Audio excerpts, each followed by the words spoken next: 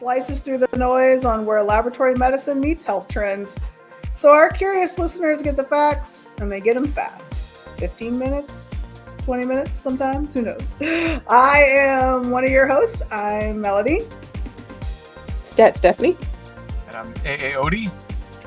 And today we are going to talk about a wellness trend that makes even the hardened OG lab scientists pause. If you didn't know, people on social media are drinking their own urine and calling it a health practice. And yes, just like kombucha, the darker and fermented, the better, they claim. Oh. Yeah. So, guys, we're going to unpack what's being said, who's saying what, why they think it helps, and what the scientific literature actually says about this. Spoiler alert, besides the fact I just drank a kombucha, the evidence isn't back to hype. However, people still are kind of on the fence about this. So, like Team Vogue article says, probably not helpful. Yeah, probably. All right, my fellow lab pros, let's dip into the topic. Aha, you see what I did there? I can make jokes. I see what you did there.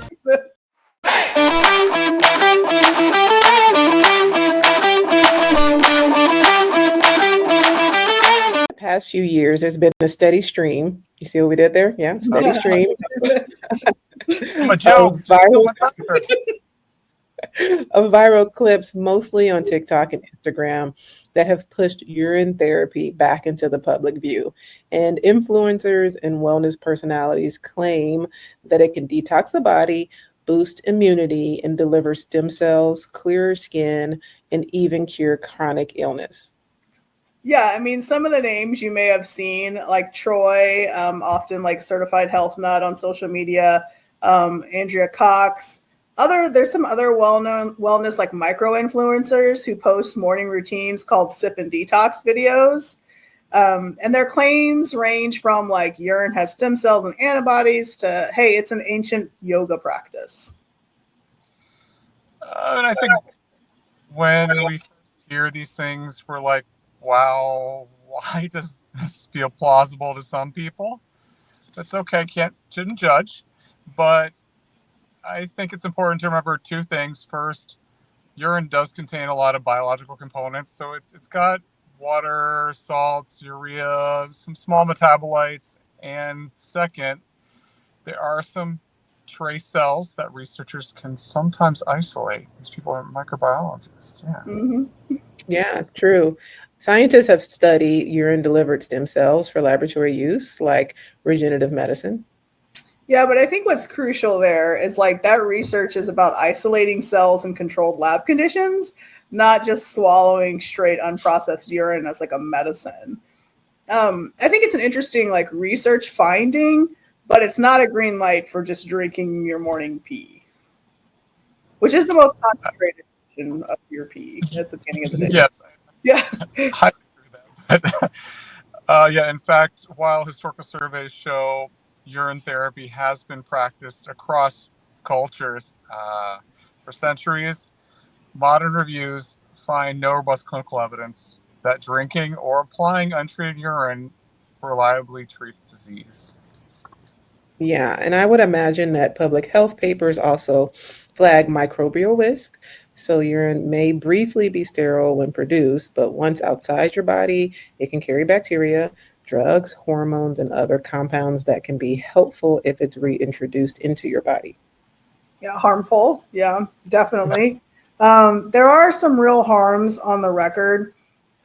Case reports in the medical literature describe like severe infections, and in one case, like somebody ended up with like life-threatening sepsis after people injected or reintroduced urine back into their body. Oh, yeah.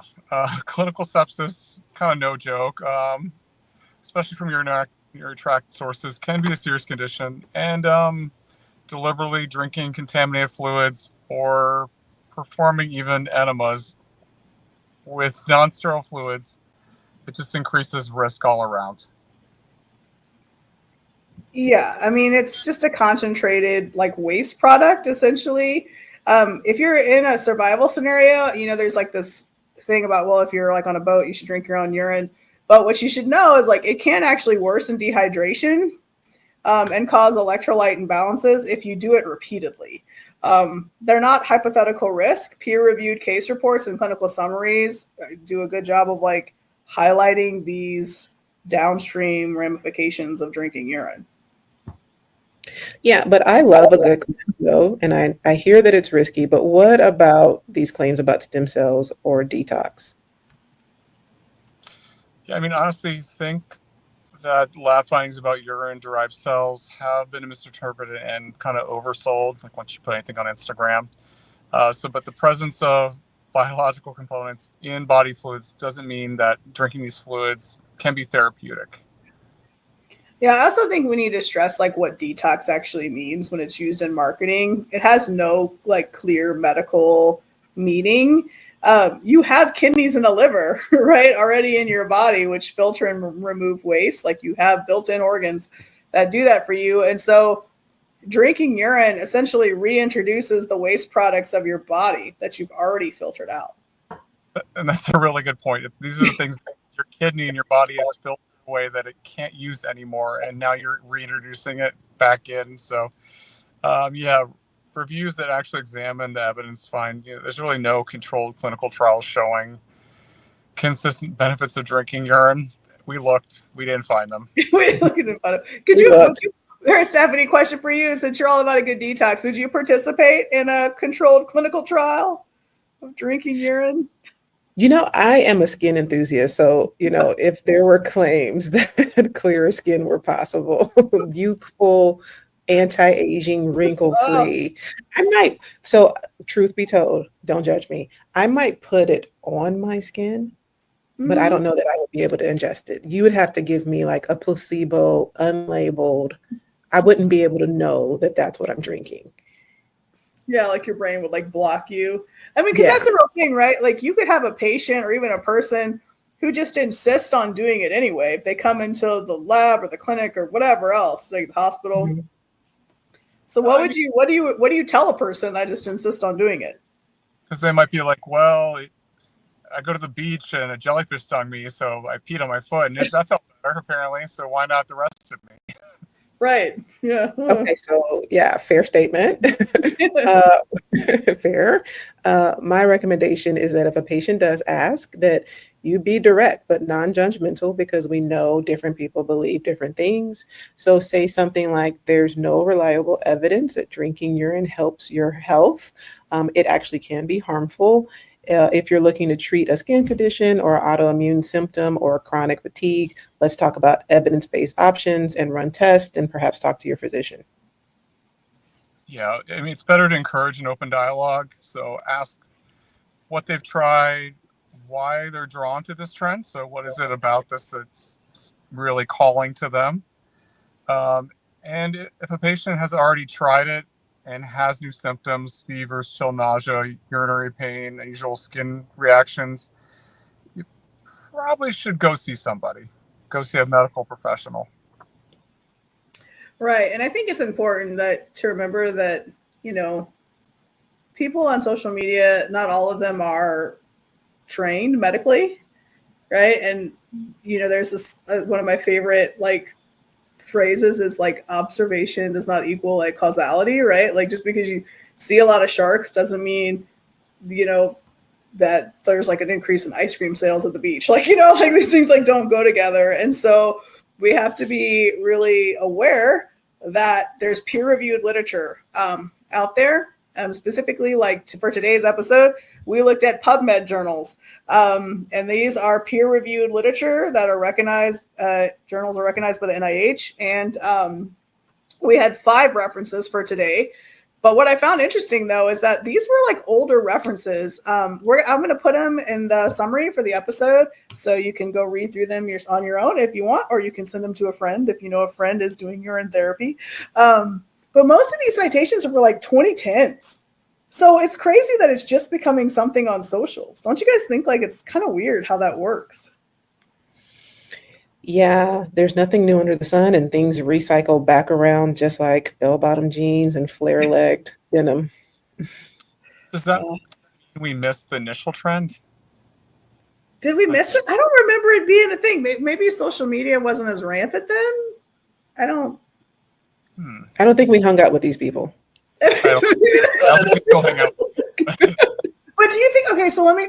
So that's a good point. So let's talk about that for a minute. So do you think that there's something to these people just trying to be extreme? Like urine therapy was always out there. Like it's been debunked like as early as the 2010s. But then now people are like making kombucha, like, you know, basically it's got to be brown and in the sun and all these things. Like, do we think people are just being excessive to be excessive?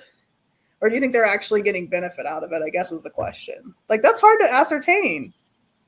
That is. And some people, I mean, what you think truly is sometimes your reality, especially when it comes to wellness. And so for some people, if they're trying it and it makes them feel good and, you know, your salmon, semen, you know, cod, semen, fish, facial does give you youthful skin in your eyes, hey, keep doing it. Somebody's charging you for it, so keep doing it. But I do think you're right. There is a level of extremism on social media and trying to be out there or go viral or get a viral moment and, you know, just putting things out there to get a reaction. Then keep asking the questions that matter. Yeah. If you like the episode, subscribe, leave a rating. If you're a clinician who's had a patient try urine therapy, like DM us, right? Like, or message us a short note about how you handled it. Maybe we'll anonymize your story for a future episode. But we look to do more of these peer-reviewed sessions. I think up next, we may be tackling the O shot, or so now people are self-doing dialysis. Like, this is just, it's a crazy world out there. And I think Erin's going to talk about maybe DIY fecal transplants. So got a lot of stuff coming up in this wheelhouse. Stay curious. Erin's not doing one, to clarify, right? Like, he's just going to talk. No, that's not what R is for. That would be our viral moment. Is that your urine right there, Erin? No, is that your urine? Yeah, no.